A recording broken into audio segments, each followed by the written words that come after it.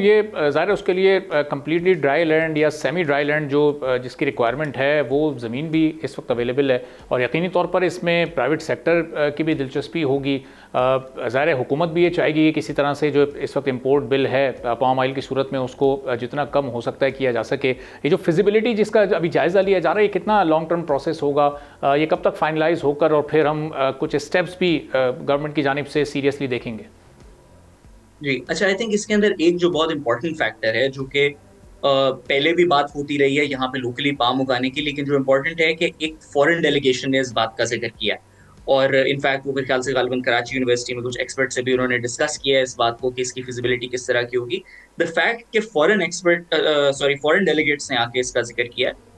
आपको ये दिखाता है कि शायद यहाँ पे जो रिसेंटली हमने एक इंक्रीज देखा है कॉर्पोरेट फार्मिंग की पॉसिबिलिटी में, जो बहुत ज्यादा हुकूमत भी प्रमोट कर रही है, ग्रीन पाकिस्तान इनिशिएटिव प्रमोट हो रहा है। उसके अलावा इसके अंदर जो है डायरेक्ट SIFC की इन्वॉल्वमेंट भी है कि वो फॉरेन इन्वेस्टर्स को जो है एक ऐसा एनवायरनमेंट प्रोवाइड करने की कोशिश कर रहे हैं जहाँ पे उनको किसी किस्म की परेशानी ना हो, जो आमतौर पे आपकी ब्यूरोक्रेटिक रेड टेप होती है वो उसका सामना ना करना पड़े। तो वो भी एक पॉसिबिलिटी है कि उसके थ्रू इस तरह का इनिशिएटिव शुरू किया जा सके, क्योंकि जो सेमी एरिड लैंड्स होते हैं ये वो इलाके हैं जिन पे इससे पहले फार्मिंग की नहीं गई, इसलिए वहां पे इतनी खाली जमीन अवेलेबल है जहां पे आप कोई नए किस्म के प्रोडक्ट्स लगा सकते हो। तो अगर कोई लोकल या इवन फॉरेन इन्वेस्टर इस तरह का आए जिसको यहाँ पे पोटेंशियल नजर आए तो वो डेफिनेटली इसके अंदर अगर पैसे लगाए आप अगले 5 से 10 साल के अंदर अंदर तो डेफिनेटली एक चेंज देख सकते हैं। बट मैं 5 से 10 साल की टाइमलाइन इसलिए कह रहा हूँ क्योंकि आपका जमीन का एलोकेशन उसको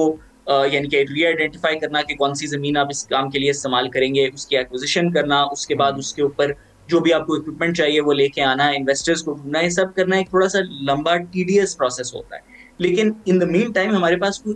एज सच ऑल्टरनेटिव नहीं है कि हम कहीं और से सस्ता पाम ऑयल इंपोर्ट कर लें या कुछ और कर लें, बिकॉज ये प्रोडक्ट एक ऐसा है जो कि दुनिया भर में एक तो है एडिबल ऑयल के लिए इस्तेमाल होता है और आता मलेशिया और इंडोनेशिया से ही है। अब्दुल्ला तो साहब, ये इस दौरान जो ये टाइम जो 5 से 10 साल का है, इस दौरान हमें सीड्स मुस्तकिल इंपोर्ट करने पड़ेंगे और उन सीड्स को ही हमें इस्तेमाल करना पड़ेगा। वो सीड्स तो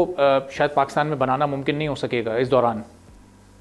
जी, आई थिंक इनिशियली आपको सीड्स डेफिनेटली इसके इंपोर्ट करने पड़ेंगे। कुछ सीड्स आपने पहले भी इंपोर्ट करने की कोशिश की है। अगर आपको मलेशिया और इंडोनेशिया की गवर्नमेंट्स के साथ एक कोऑपरेटिव प्लान आप बना सकते हैं, शायद आप उनको इन्वॉल्व भी कर सकते हैं, क्योंकि उनकी जो पाम की एक्सपर्टीज है इसको ग्रो करने की वो एक कम्प्लीटली सेपरेट स्फीयर में है। उनको हमारे से बहुत ज्यादा इसके बारे में पता है कि इन्फॉर्मेशन शेयरिंग के साथ साथ अगर वो सीड शेयरिंग की करें तो यहाँ पे उसके बाद उन सीड्स की बेसिस पे कुछ ना कुछ हमें डेवलपमेंट भी करनी पड़ेगी। ये अनफॉर्चुनेटली हमारा एक अलमिया रहा है कि सीड्स हमारे पास या नेचुरली जो पहले से एग्जिस्ट करते हैं या जो बाद में आ जाते हैं